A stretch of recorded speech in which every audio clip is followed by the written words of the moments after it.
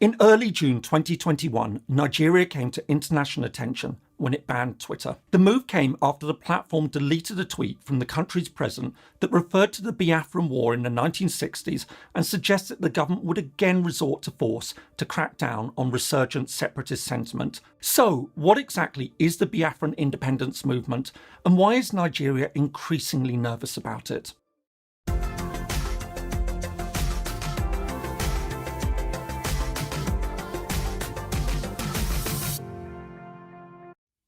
Hello and welcome. If you're new to the channel, my name is James Kerr-Lindsay, and here I take an informed look at international relations, conflict, and the origins of countries.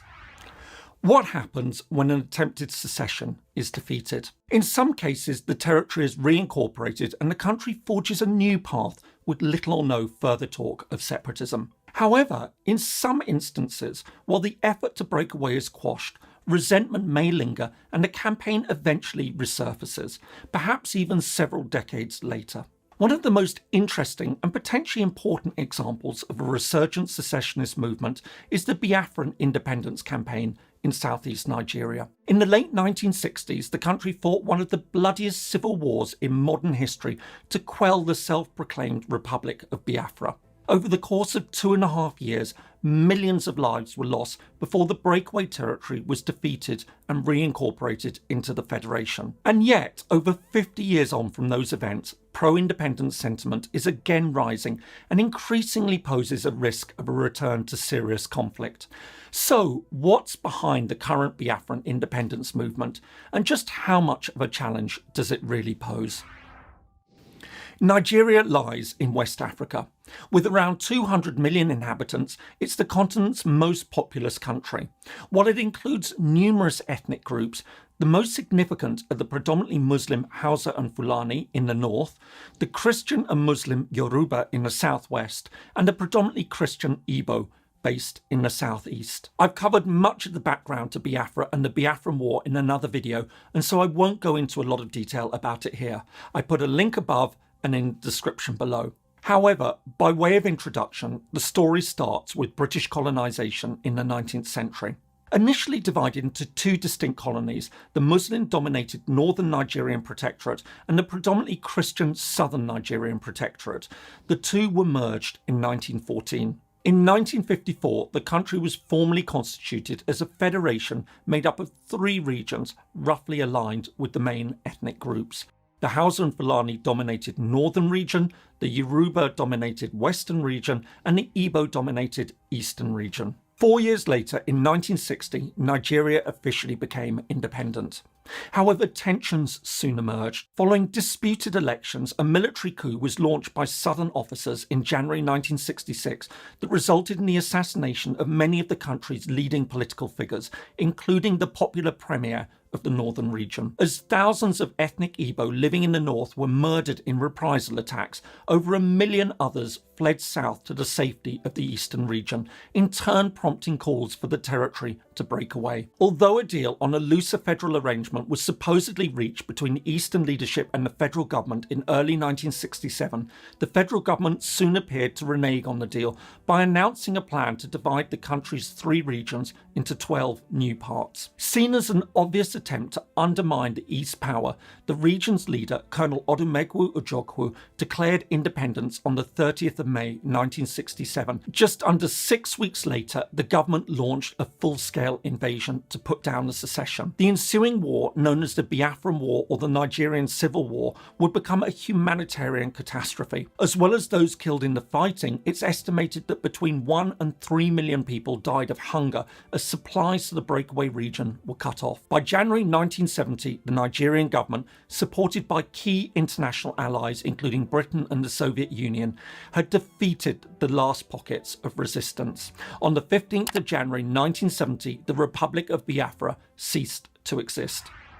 In the immediate aftermath of the conflict, the federal government called for national unity. In a famous speech, the country's leader, General Yakubu Gowon, insisted that there were no victors and no vanquished. This led to a policy centred on the so-called 3 Rs: reintegration, reconciliation, and reconstruction. Meanwhile, the scale of the defeat and the traumatic memories of war seemed to ensure that Igbo independence sentiment was kept in check. However, by the late 1990s, this was all starting to change. In part, it was down to the passage of time. As memories faded, new generations had emerged with no direct experience of the conflict, but it also had deeper roots. Many felt that despite the government's official 3R policy, the Igbo continued to face hostility and discrimination. Despite being one of the three main groups in the country, they were systematically shut out of key jobs, including the highest political offices. Moreover, many argued that the government had deliberately neglected economic development in the region, with lower levels of federal funding than other regions and few infrastructure projects. Another issue was the emergence of conflict in the Niger Delta in the 1990s. Although the Delta, most of which fell within the territory claimed by Biafra, had become the largest oil-producing region in sub-Saharan Africa, little of the resulting revenue fed through to local communities. At the same time, they experienced huge environmental damage.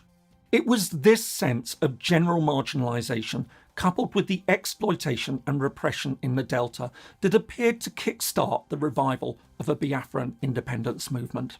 In 1999, the movement for the actualisation of the sovereign state of Biafra, MASOB, was established to lead efforts to break away. In the years that followed, a number of other groups would also emerge, some of them offshoots of MASOB. The most significant of these was the indigenous people of Biafra, IPOB.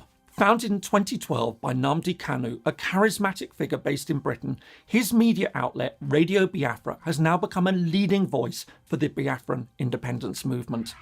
From the start, the Nigerian government cracked down on neo-Biafran sentiment. As well as frequent clashes with pro-independence supporters, in 2005 MASOB membership was outlawed, and in 2007 its leader, Ralph Uwazaruke, was arrested. However, the start of the current tensions can be traced back to a couple of key developments that occurred in 2015. The first of these was the election of a new Nigerian president, Muhammadu Buhari. A former general and military ruler hailing from the Muslim north, he barely hid his intention to focus on the areas that had supported him.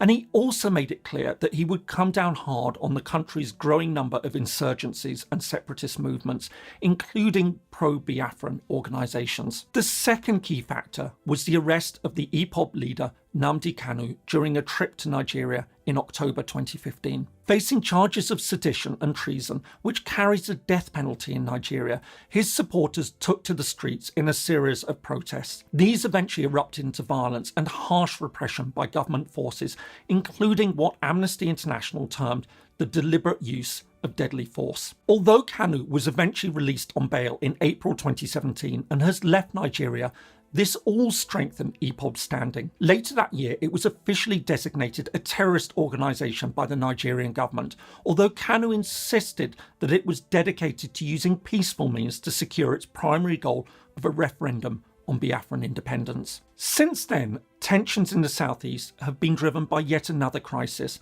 the so-called herder-farmer conflict or herder war. As climate change has led to greater desertification in the north, so Muslim Fulani cattle herders have increasingly pressed south into lands held by settled farmers. This has led to the deaths of over 10,000 people and has seen many tens of thousands more displaced.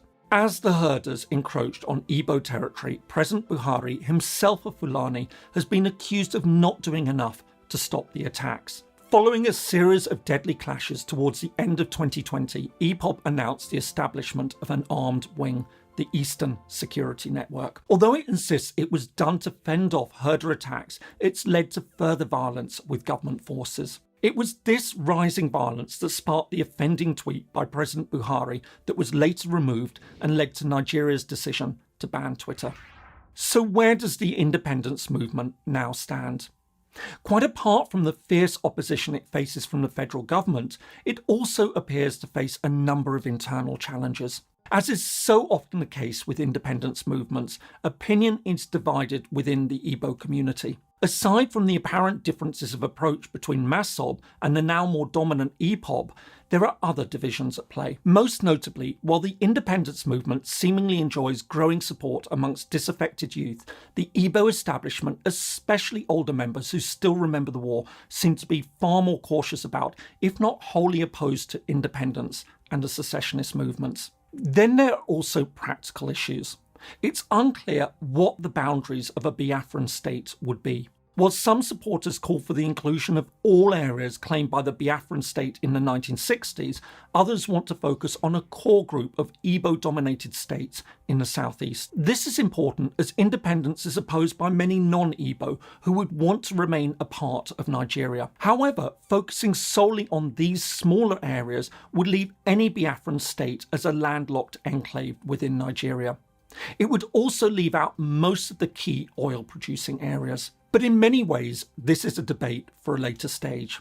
At the moment, there seems to be little immediate likelihood that the government will bow to demands for a referendum on independence, let alone permit secession. Instead, and facing growing separatist challenges elsewhere in the country, it seems determined to continue its efforts to crack down on Biafran independence sentiment. Meanwhile, there are also growing fears that EPOB's new militancy could lead to an increasingly violent new phase in the independence campaign. The end of a secessionist conflict does not always mean the end of a secessionist movement. The case of Biafra is an important example. 50 years after one of the most brutal separatist conflicts of modern times, the movement for an independent Biafra is once again gaining ground. Stoked by a deep sense of Igbo marginalisation and government neglect, and feeding off internal tensions between the Muslim North and Christian South that's now been exacerbated by a conflict seemingly fed by climate change, there's a real sense that the tensions in Biafra will continue to rise. The key question is how the Nigerian government will now respond. Well, one gets the sense that there are many concrete steps that could still be taken to address the situation. The recent threats made by the president, threats that were deemed sufficiently serious by Twitter to be removed, certainly raise the prospect that the government is not planning to back down and that we could well be on the verge of seeing a return to serious violence in southeast Nigeria. While a new Biafran war seems unlikely, a major new Biafran conflict is certainly possible. I hope you found that useful. If so, here are some more videos that you might find interesting. Thanks so much for watching, and see you in the next video.